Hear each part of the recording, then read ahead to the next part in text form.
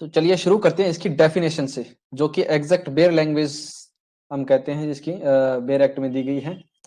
क्या कहती है ये कि when one person signifies to other his willingness to do or abstain from doing anything with a view to obtain assent of that other, such act or abstinence he is said to make a proposal।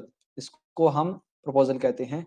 तो चलिए अब इस जो section है हमारा, इसको break down करते हैं अलग अलग पार्ट में, फिर हम देखेंगे कि ये क्या है जो शो करने की कोशिश कर रहा है।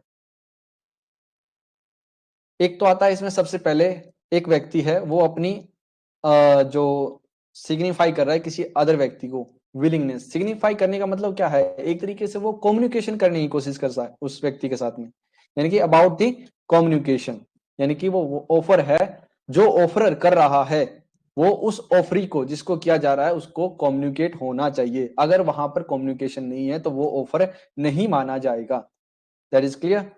देन सेकंड इसमें आता है यहाँ पर जो है हिज विलिंगनेस, यानी कि उसकी जो इच्छा जाहिर कर रहा है किसके रिगार्डिंग है, कुछ करने के लिए या कुछ ना करने के लिए।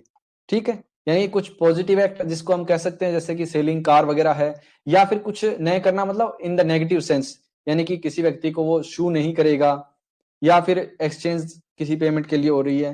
तो नेगेटिव और पॉजिटिव सेंस दोनों में जहां पर एक्ट कराया भी जा रहा है और नहीं भी करवाया जा रहा है, उन दोनों चीजों की विलिंगनेस है उसकी, वो दूसरे व्यक्ति को यहाँ पे शो कर रहा है।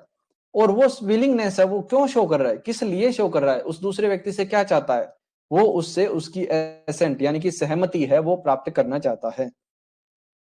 ठीक, दिस इज द क्रक्स, यानी कि offer made with the view to intention to create with the other party a legal relationship, कुछ करने या ना करने का।